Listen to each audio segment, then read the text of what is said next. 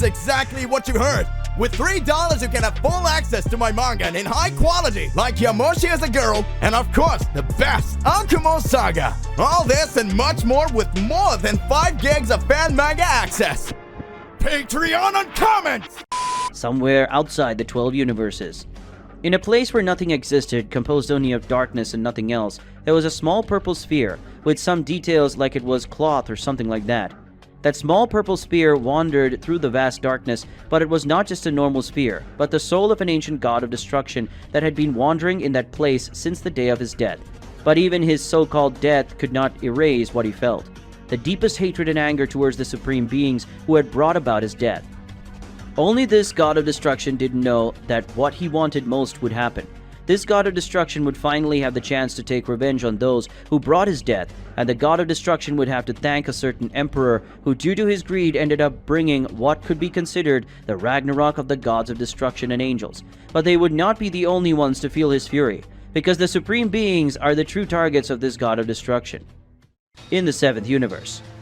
Currently in the 7th universe, it was possible to see a spaceship wandering through the universe, accompanied by other smaller spaceships around it. The main and largest ship was the feared Emperor Frieza, the being who most hates the Saiyajins in the universe, and who is also a Saiyan, Son Goku's archenemy from planet Earth. Inside Frieza's spaceship, it was possible to see that Frieza was sitting on a kind of throne that could float, and the Emperor was looking at the glass panel of his ship, seeing all the stars and constellations he passed by. Other than that, inside the ship was also Frieza's private advisor, along with other people who were operating the spaceship. Frieza spoke.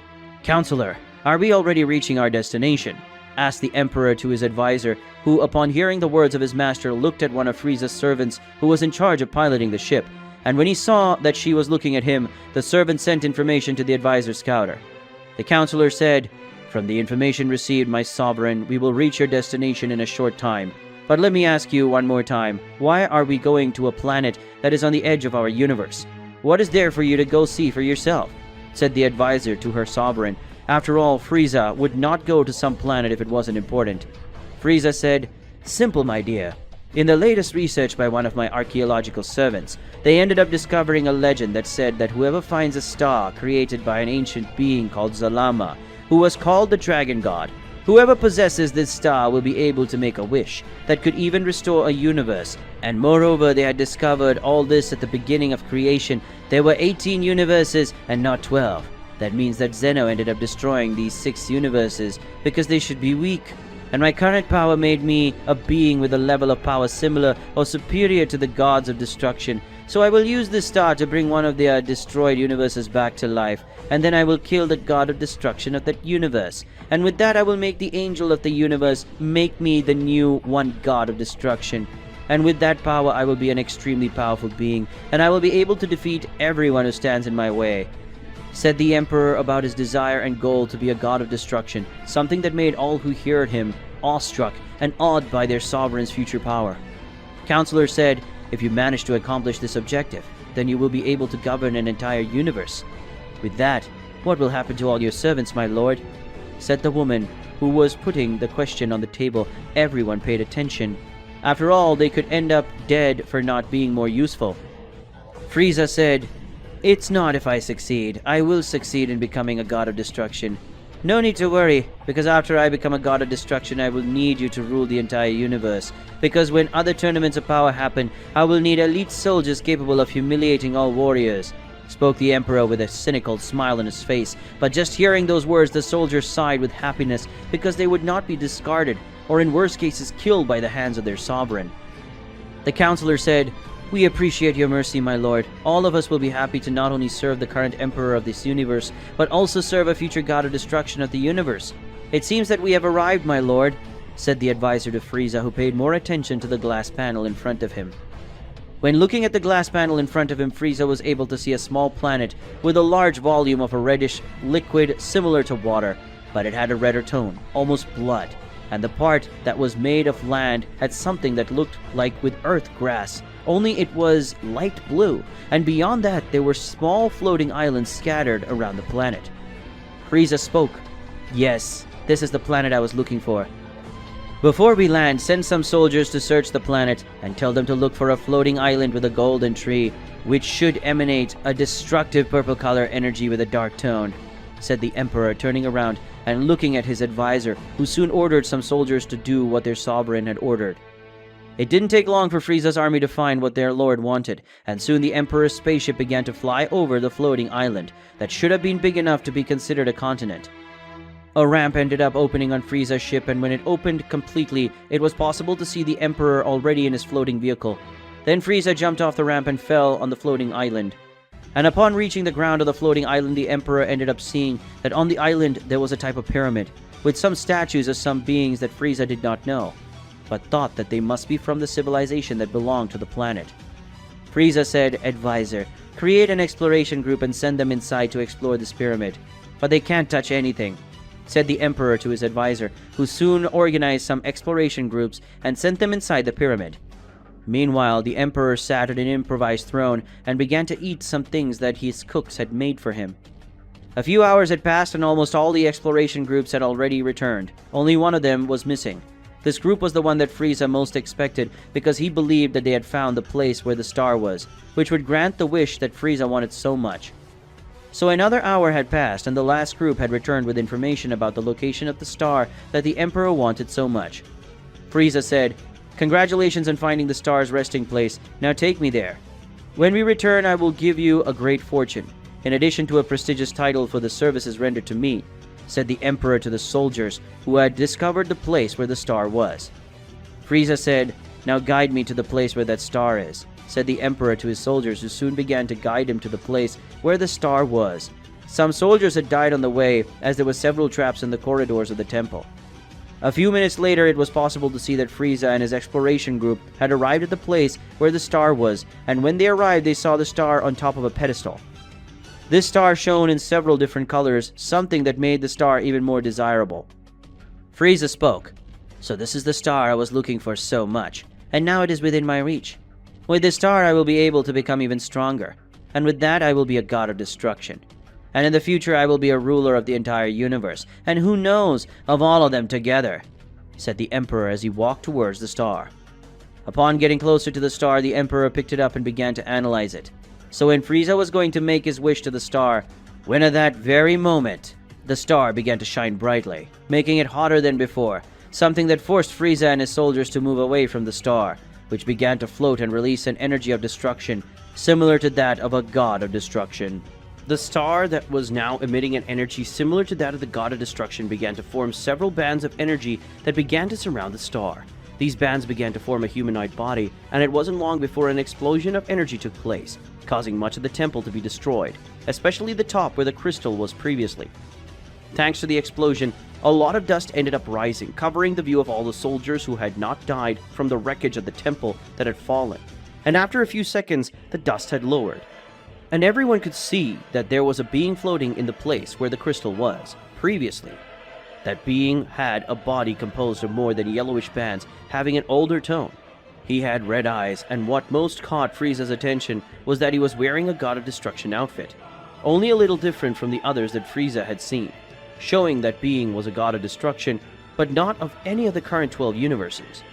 The mysterious God of Destruction spoke, "I came back to life. Am I back? I'm finally back," said the God of Destruction in a higher tone, releasing his energy of destruction, making all Frieza's soldiers shiver with pure fear.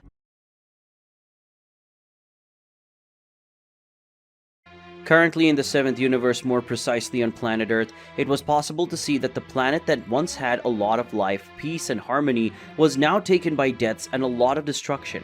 And all this had been caused by Big Man's soldiers, who followed the orders of their master, and Creator invaded all the universes and began to destroy the planets. But the soldiers ended up being trapped on planet Earth because of the powerful warriors that were in the universe. The Z warriors were defending the planet at all costs against the soldiers of Big Man that seemed to have no end. Currently in the Capsule Corporation, it was possible to see that most of the Z warriors gathered, but there were those who were not present in the place, because they were protecting planet Earth or some other planet like Piccolo, who was on Namek, sending help to members of his race to defend themselves from the onslaught of those beings created by Big Man, whose only objective was to destroy and kill everyone, thus creating chaos in the universe, and this chaos was happening in all 12 universes simultaneously. Bulma spoke, It seems that cities to the north were destroyed by Big Mon's soldiers, and the cities to the east are partially destroyed. The worst wasn't even the destruction, but the number of people who ended up dying by the hands of those beings, said the woman with a sad tone, because more humans had been killed by Big Mon's soldiers. Yamcha said, "This is all my fault. I was responsible for protecting these cities at the time of the attack, and I failed. So it's my fault that all these people died," said the human at the back of the room with several bandages around his body, showing that he was well injured for having faced Big Mon's soldiers. Krillin said, "It's not your fault, Yamcha, it's mine. I was supposed to be there to help you, but I ended up leaving my duty as a Z warrior aside to remain with my duty as a police officer. If I had ignored the call to go help you guys, these people might not be dead." Krillin spoke with sadness and anger of his own actions and lack of commitment as a Z fighter. Gohan said, "This isn't any of your two faults. Maybe you didn't do your best to protect everyone, but you still tried, and you're still alive. So consider it a victory because Big Mon's soldiers are boring to face, and in a few months we will use the power of the Dragon Balls to bring all those who were killed back to life," said the oldest son of Son Goku, who, looking at his human friends and allies, Vegeta said, "You're wrong, Goku," said the Prince of Saiyans, attracting all the attention to himself. Vegeta spoke. "Do you think that because they were killed, they will be able to return the power of Shenlong? But not everyone will come back to life. Only those who did not die by the hands of Big Mon's soldiers will return. Those who were killed by Big Mon's soldiers had their existence erased, and Shenlong has no power to bring these people back to life," said the Prince of Saiyans while looking at everyone, and those who still didn't know about it widened their eyes. After all, the greatest hope of doing that Earth to return to normal was the Dragon Balls, and Shenlong's wish fulfillment power. Goku spoke. "The power that Shenlong possesses is not strong enough to bring erased existences back to life. After the Gods of Destruction defeated Big Mon, Mr. Beerus said that he would go after the Super Dragon Balls to make a wish and bring back to life all those who were killed because of Big Mon or his soldiers. So don't need to worry," said the Saiyan, making his presence in the room known to everyone who hadn't noticed that Goku was in the room. Bulma said, "When did you arrive, Goku? Because I don't remember you were here 1 minute ago," Bulma asked, looking at her Saiyan childhood friend, who had a part of his clothes destroyed, which showed that he had entered some combat recently. Goku said, "I just arrived. I went to see if Chi-Chi was okay and if she needed anything. But when I got there, I found some of Big Mon's soldiers, so I ended up getting into a fight with them and I only managed to end the fight now," Goku said while swinging an arm to relieve his muscles. Gohan said, "Are Mom and Goten okay?" Gohan asked, worried about his mother and younger brother. Goku said, "Yes. Before I arrived, Goten was facing Big Mon's soldiers, and it was surprising to see him fight. But the most surprising thing was to see that Goten was transformed into Super Saiyan 3. Goku said, remembering his youngest son using the Super Saiyan 3 form, something that only Goku and the fusion of Goten and Trunks possessed until that moment. Vegeta spoke. "So, the ki explosion I felt earlier must have come from your son, Kakarot." Vegeta spoke as he remembered that he had felt a sudden amount of ki increase earlier, but Vegeta ignored it because he thought it was one of the soldiers of Big Mon, with a power greater than normal. Goku said, "Yeah, it was probably him. Goten managed to hold out long enough for me to arrive, and after I defeated all the Big Mon soldiers, I took Goten and Chi-Chi to Mr. Satan for them to stay there. And since Majin Buu was there, Goten and Chi-Chi will probably be safe," Goku said while looking at all those who were watching him.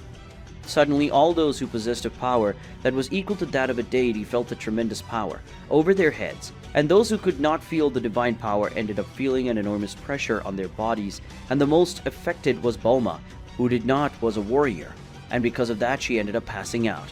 But luckily Vegeta was quick and caught Bulma before she could fall to the ground.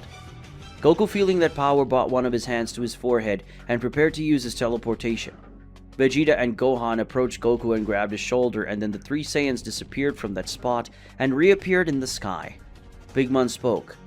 "It seems that even among the mud there are shining diamonds. I didn't think I would find such strong warriors on this planet. Now it makes sense that Beerus and Whis like this planet," said the God of Destruction, while looking at the three Saiyans present in the place, that as soon as they heard those words, they knew who the being in front of them was. Goku, Vegeta, and Gohan transformed into their most powerful forms. Goku activated the power of Ultra Instinct. Vegeta activated the power of Ultra Ego, and Gohan transformed into his bestial form, which was his strongest state until that moment. The three Saiyans advanced at high speed against Big Mun, who just smiled and advanced against the Saiyans.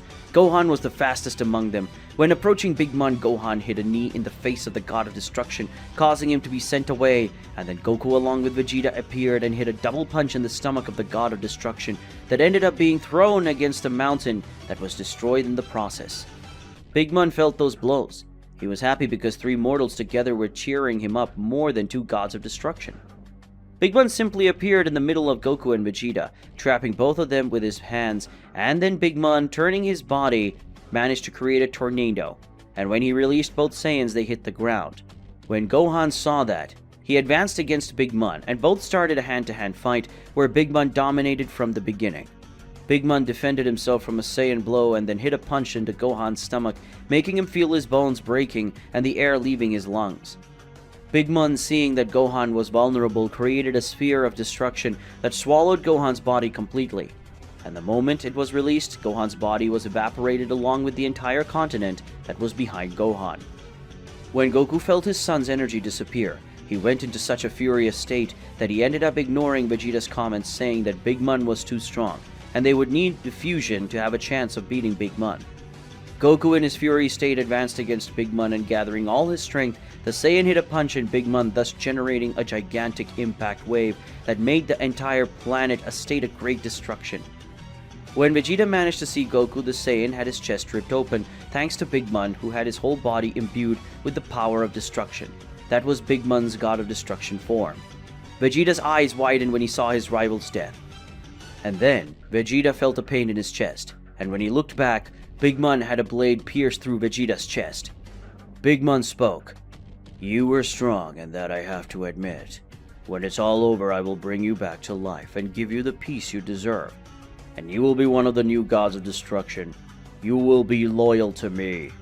We'll see each other again. Until then, enjoy your Saiyan rest. Better, God of Destruction." Big Mun said before flying away from the place, leaving only a star made of destruction that the moment it fell to Earth began to disintegrate the entire planet, and the living beings that existed on it. Days later, a few days had passed since the day Big Mun destroyed planet Earth and killed the most powerful mortals in the 7th universe, something that made Beerus extremely angry, and with that the God of Destruction began to hunt Big Mun. Using all the resources he had, but Big Mun always escaped because he didn't want to face Beerus. Not out of fear, but because Big Mun wanted to make Beerus the last God of Destruction to be killed by his hands. Big Mun didn't just want to kill Beerus, he also wanted to make him desperate, and with that, get lost in his own fury. Big Mun knew that any being taken by rage became stronger, and that was exactly what he wanted. Big Mun wanted Beerus enraged, and this fury would make Beerus possess even greater strength than Beerus had at the moment, and that would make the battle even better than Big Mun was expecting. After all, what he wanted most was a truly exciting battle, and Beerus would give it to him. But Beerus didn't know Big Mun's true goal, but Universe 7's God of Destruction would find out. After the destruction of planet Earth along with its main warriors, Big Mun had the idea of going after the most powerful mortals of each universe, and facing them to find out who should be part of the elite warriors that Big Mun would create after defeating Daishinkan, and complete his revenge. And with that, take control of the current 12 universes and bring the other 6 universes back. As they were before, they were destroyed by Zeno, who only did that because Daishinkan had told him to do it for Big Mun. Zeno was the weapon supreme of Daishinkan, because whether or not Zeno did everything he wanted, claiming it was the right thing to do. Big Mun, as planned, began to invade all universes, focusing on planets where his soldiers were being defeated. And with that, Big Mun ended up finding mortals as surprising as Son Goku, Vegeta, and Son Gohan. But the former God of Destruction was very surprised to discover that in the 7th universe there were other powerful mortals. What surprised Big Mun the most was a mortal called Granola, who was of the Tuffle species, and another mortal called Brawly, who was a Saiyan just like Goku and Vegeta. But among the combatants against mortals that Big Mun had, the one he liked least was with a Frieza, who thought he was the emperor of the universe and at all times acted with arrogance. Big Mun was sure that Frieza, even being strong when Big Mun brought the universes back together with living beings, he would kill Frieza again just for fun. Big Mun, when exploring the universes in search of the mortals that would be part of his elite group in the future, he ended up finding interesting individuals like the most famous and lethal assassin of the 6th universe, Hit, and a young Saiyan who, despite being weak, had an enviable potential. This Saiyan was called K. In addition to these beings, there were other mortals who attracted the former god of destruction, but the one who managed to attract as much attention as the Saiyans of the 7th universe was a mortal named Jiren, who possessed power as great as that of a god of destruction, and that was something that Big Mom didn't know whether to find impressive or disappointing, that a mortal could match a god of destruction. After Big Mom traveled between universes defeating the strongest mortals and analyzing each one of them to know which ones should be brought back to his elite warriors, he decided to continue his plan to defeat the gods of destruction. But Big Mom was surprised to discover that there was an angel behind him, and when they met, that angel advanced at high speed and hit Big Mom with a punch that was strong enough to make the god of destruction leave the planet he was on. And all that was just one punch from the angels. That angel was Sour, the angel responsible for the 2nd universe that previously had Hellas as its goddess of destruction. But Big Mom had killed Hellas, and his angel now wanted revenge, something that surprised the god of destruction. Big Mom knew very well that angels were under a kind of law that prevented them from fighting or directly interfering in the lives of other beings. So seeing an angel being dominated by anger and the desire to take revenge was something very interesting and unexpected.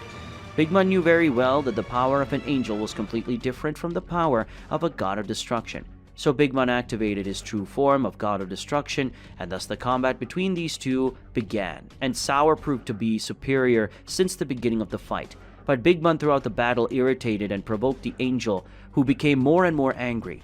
And due to anger, the angel lost control over his own actions, and using that as a breach, Big Mom managed to hit a strong blow enough to leave Sour bewildered. And soon afterwards, the god of destruction hit a blast of energy of destruction at close range, making the angel go far away. And then Big Mom disappeared from the place. After all, it was not yet time to face an angel like Sour. Not yet, at least.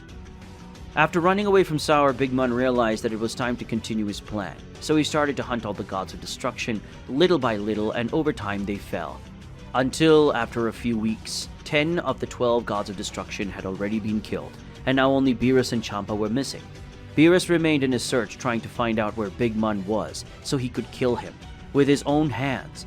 And that had been an order from the Daishinkan himself, who knew what was happening and gave the orders to his sons to kill Big Mom, in case he tried to kill any of them.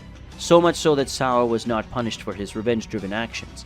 But Daishinkan hadn't meddled in that matter yet because he couldn't. Daishinkan didn't know why exactly, but he knew that his daughter Aminet had a very surprising ability to manipulate space-time, and he knew that her power was greater than of him in that aspect, and because of that, Daishinkan couldn't interfere, because somehow Aminet had separated the dimension where Zeno lived from the rest of the universe, and because of that, Daishinkan couldn't help his children.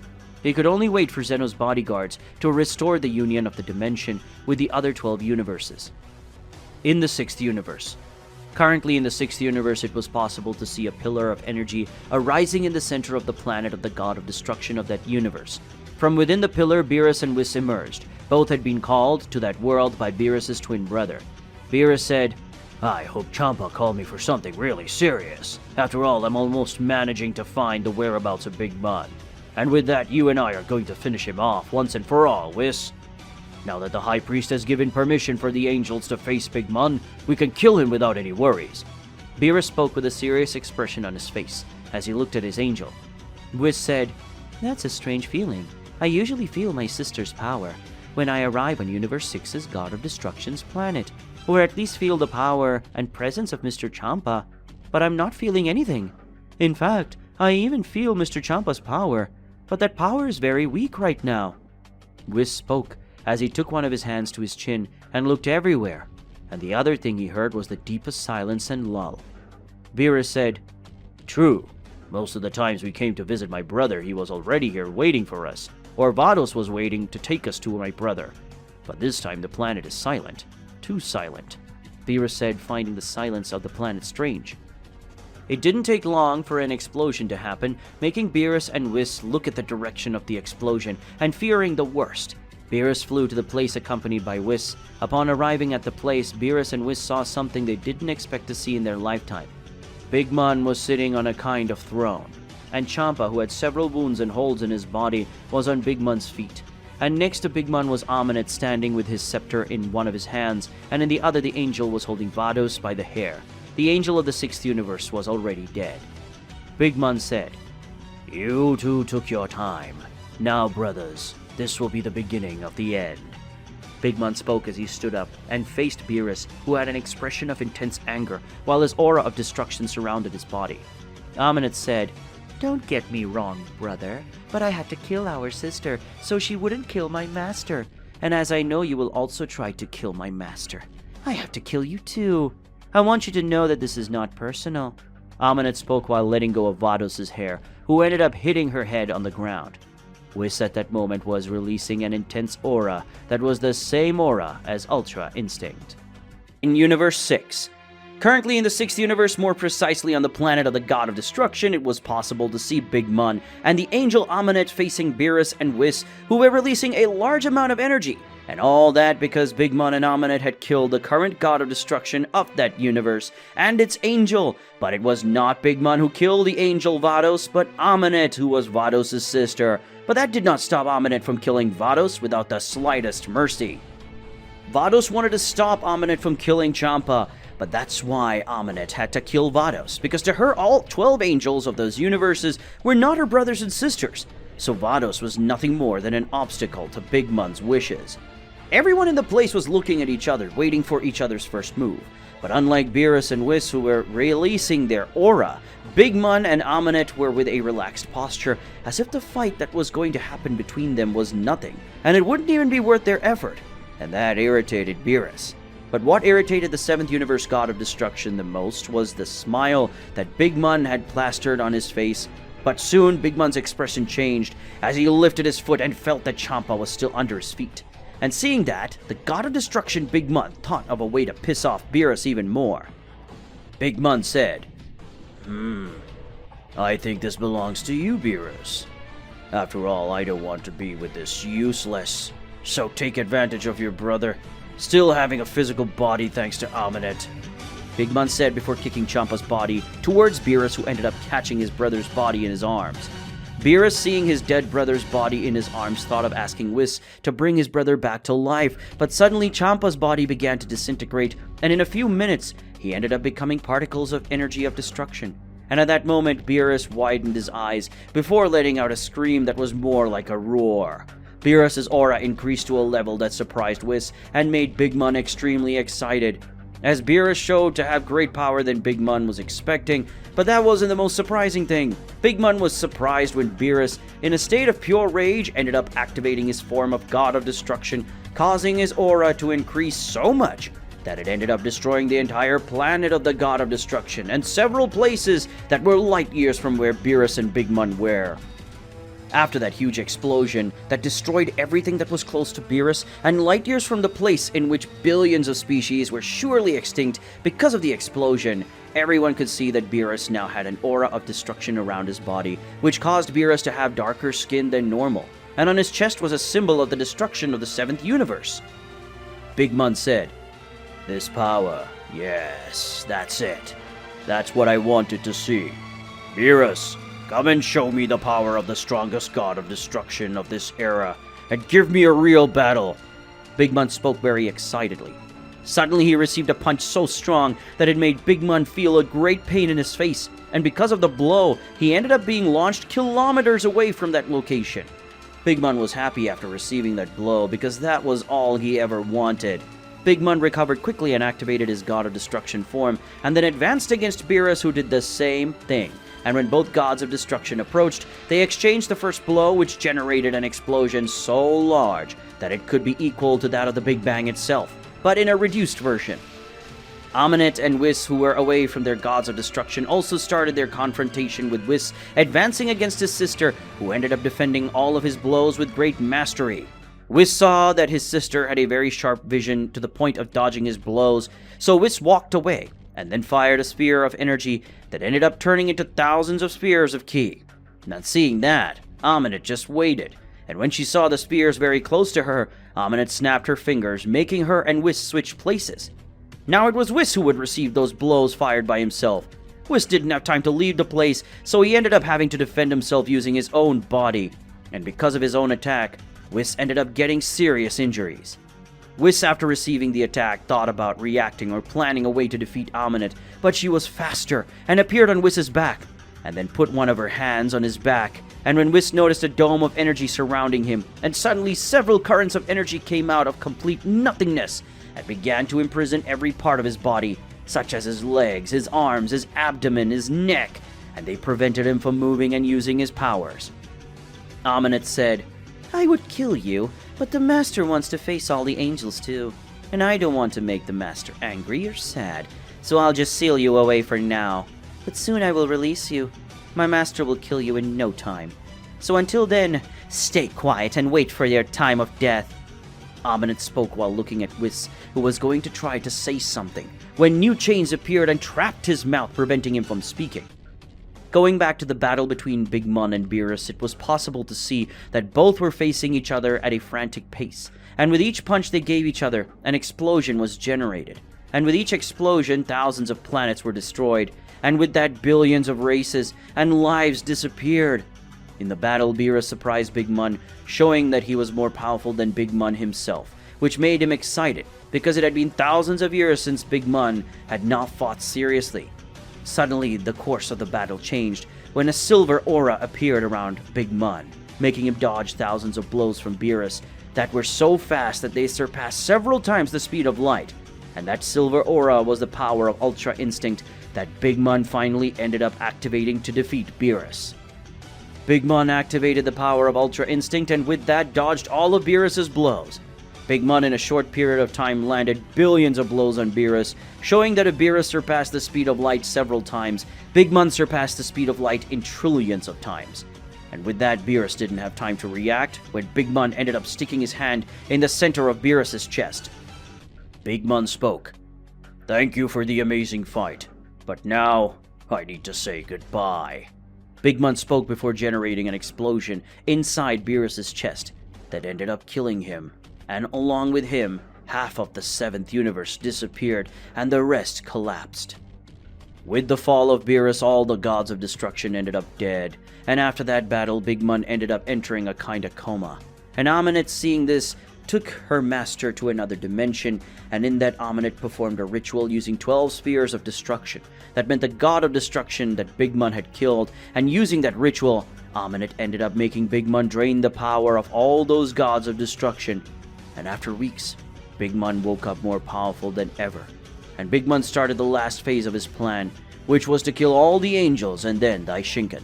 And his first target was Whis, who even managed to hurt Big Mon, making him gain a scar on his chest. But Whis ended up being defeated and killed by Big Mon, who then absorbed the power of Whis.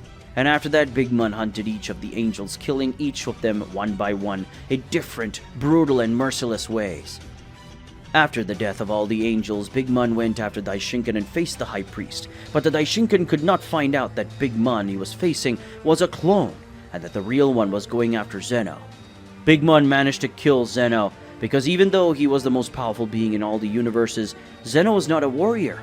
Zeno only had raw power, and Big Mon was a warrior. So it was easy for him to kill Zeno, and by killing him, Big Mon ended up taking the power of Zeno, temporarily creating an attack that the Daishinkan couldn't survive. And he really couldn't. And thus Big Mon fulfilled his objective, which was to kill the Daishinkan.